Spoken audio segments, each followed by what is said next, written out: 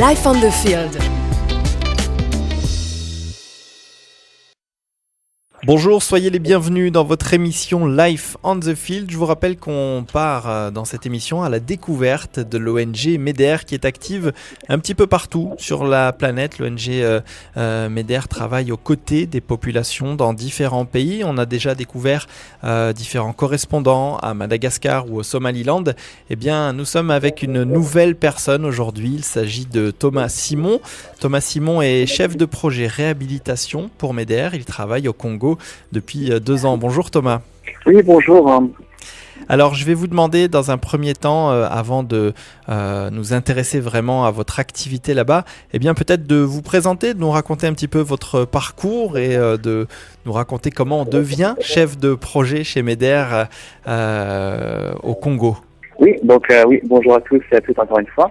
Donc en fait mon parcours est un petit peu un petit peu bizarre, mais j'avais commencé, donc je suis originaire de Nancy, et j'ai commencé par faire des études, et vu que je ne savais pas trop vers quoi me diriger, et puis ce qui pourrait me tenter par la suite, à chaque fois j'essayais de repousser les décisions le plus possible, et donc de prendre le parcours qui était le plus généraliste possible.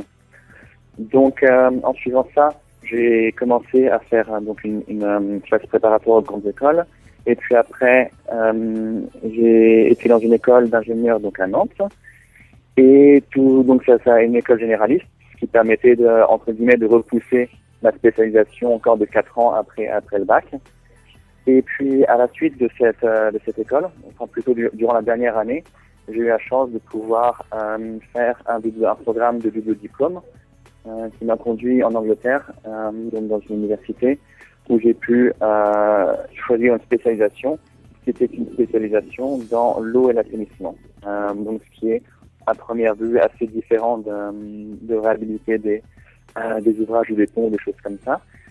Mais à la suite, donc à la fin de cette année, vu qu'il y avait à peu près 6 mois entre la fin de l'année et puis la remise des diplômes, en Angleterre, j'avais décidé de partir pendant 6 mois en Afrique pour pouvoir faire un petit peu, mettre en place des systèmes de traitement d'eau potable pour une communauté locale. Et j'ai pu partir avec SIM, qui est une organisation missionnaire en France, pour 6 mois. Donc ils m'ont vraiment accordé la chance de pouvoir partir avec eux parce qu'ils n'avaient pas beaucoup d'expérience. Et puis pour partir avec d'autres organismes, des fois ils demandent beaucoup plus. Ils demandent de l'expérience professionnelle déjà. Et puis donc au retour donc j'étais parti au Sud-Soudan pendant 6 mois avec SIM. Et puis ensuite au retour, j'ai voulu chercher un peu du travail en Europe pour voir ce qui me tentait plus, ce qui me plaisait le plus, etc. Entre travailler dans un contexte humanitaire ou travailler dans un milieu professionnel. Et puis, donc, j'ai travaillé un an et quelques mois en Irlande, à Dublin. Quand oui. Quand vous avez fait vos études, l'humanitaire, c'est quelque chose qui vous a interpellé tout de suite? Vous aviez une envie particulière dans ce domaine-là? Ou c'est venu après? Je pense que c'est plus quelque chose qui s'est bâti petit à petit. Et je dirais même qui s'est bâti petit à petit, donc en parallèle de mes études et en parallèle aussi de mon parcours privé. Donc mes 2 parents sont chrétiens, puis j'ai été donc j'ai eu connaissance de ça assez tôt. Et puis quand j'ai décidé de m'impliquer sérieusement dans une vie chrétienne et spirituelle, ça m'a paru assez entre guillemets logique de vouloir aussi chercher à m'impliquer dans l'humanitaire ou dans autre chose, vu que la foi chrétienne est en premier une fois tournée vers Dieu, mais en second une fois tournée vers les autres personnes. Et puis le fait d'aider autrui et va vraiment dans la main avec les convictions personnelles pour moi en tout cas. Et comment se fait la rencontre avec MEDER alors? Donc c'était à la fin de l'université, donc avant de partir avec SIM, où je cherchais un petit peu différents types d'ONG, et je cherchais aussi pour la plupart des ONG chrétiennes, parce que c'est plus facile, c'est juste plus facile de travailler avec d'un point de vue général, de toute façon avec des gens qui ont mêmes valeurs ou qui ont en tout cas les mêmes références. Et donc c'était au moment là où je cherchais un petit peu où partir, où j'avais été une première fois en contact avec MEDER.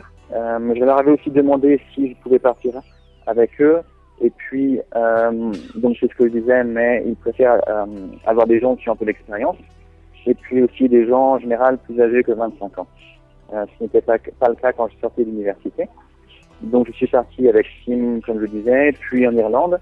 Et à la sortie d'Irlande, j'ai repostulé chez MEDER parce que donc c'est vraiment quelque chose qui me paraissait être en accord avec mes convictions, puis avec ma vue du monde. Et puis donc j'ai repostulé chez MEDER une fois que mon année était finie en Irlande, et cette deuxième fois, enfin, en vrai troisième fois, mais on avait donc ils ont accepté ma candidature et moi aussi. Alors on en sait un petit peu plus sur vous. Parlez-nous maintenant du pays dans lequel vous êtes depuis 2 ans avec MEDER, qui est le Congo. Donc oui, le Congo, j'y suis arrivé en février 2011. Et puis, en fait, chez MEDER, là, il y a une semaine de formation, à l'issue de laquelle les gens peuvent rester chez MEDER. Si la façon de fonctionner de MEDER leur convient, et puis aussi si l'inverse est vrai. Et donc la première mission, ou toutes les missions, en fait, se font, ils disent qu'il y a tel ou tel poste d'ouvert, et puis donc on choisit entre guillemets plus le poste que le pays. On peut choisir les deux, mais la plupart du temps, c'est plus poste que le pays. Et donc dans mon cas, quand ils avaient ouvert une position d'un chef de projet au niveau réhabilitation, c'était ce qui m'avait plu plus que le pays. Donc pour le pays en lui-même, c'est maintenant le deuxième plus grand pays d'Afrique depuis la séparation des deux Soudans. Donc l'Algérie est le plus grand, le Congo est le deuxième plus grand. Et pour un peu situer la taille de la province où je travaille, donc je ne sais pas exactement combien il y a de provinces au Congo, mais la province orientale au nord-est est une des plus grandes. Et la taille de la province et la taille de la France. Donc les deux sont égales. Donc c'est un pays qui est très très grand et qui est aussi très large parce qu'il s'étire jusqu'à l'océan Atlantique. Et puis donc pour l'océan Atlantique, où est situé la Kinshasa et puis l'endroit où on travaille, il y a environ 2000 km, ou un peu plus de 2000 km d'ailleurs. Avec des voies de communication qui sont très très difficiles, enfin des moyens de communication plutôt, et puis aussi des routes. Et pour donner des exemples, mais la plupart du temps quand je voyage, on peut compter sur à peu près 100 km par jour. Donc ça veut dire que tout devient très long, et aussi tout devient très cher à l'intérieur du Congo, vu que beaucoup de choses sont produites dans des pays voisins comme en Ouganda ou même plus au niveau à l'ouest. Le temps que ça arrive entre guillemets au milieu du Congo, les prix peuvent être multipliés par 4 ou par 5 pour certaines choses comme le prix du ciment. Sinon, il y a aussi beaucoup de pays frontaliers. Dans le temps que j'ai vu d'une montre, ça serait Congo-Brazzaville, République centrafricaine, Soudan, Ouganda, Rwanda, Burundi, puis après Zambie et Angola, il me semble que je n'en oublie pas. Et donc pareil, tous ces pays-là aussi ont été impliqués dans la dernière grande guerre qu'il y a eu au Congo, qui a été surnommée la première guerre africaine ou la première guerre mondiale africaine, parce que donc il y avait 7 ou 10 pays qui étaient impliqués dans la guerre qui se déroulait au Congo. Donc pour situer un petit peu le pays géographiquement, c'est vraiment, il est quasiment au centre en fait du continent africain. C'est ça, ouais. Il est au centre du continent et je dirais presque à cheval au niveau de l'équateur. Oui, exactement. Merci Thomas. Merci pour tous ces renseignements sur ce pays. On va, dans une prochaine émission, nous intéresser un petit peu plus précisément au travail que vous faites là-bas. Je rappelle que vous êtes chef de projet réhabilitation. Donc, j'imagine que vous travaillez énormément sur différents types d'infrastructures aux côtés de la population congolaise. MEDER essaie de travailler avec les plus vulnérables. Et c'est une des choses qui est un peu différente par rapport à d'autres ONG, par rapport aux différents mandats de chaque ONG. Mais on travaille à l'endroit où on travaille parce que c'est un des endroits les plus reculés du Congo, par opposition à des endroits où il y a en ce moment encore beaucoup de problèmes sécuritaires, mais qui sont peut-être plus faciles d'accès. Donc l'endroit où on travaille est très reculé. Et puis il ne faut pas non plus oublier que le Congo, au dernier classement, est le dernier pays en indice de développement humain, donc 187e pays sur 187 classés. Donc il y a beaucoup de besoins partout.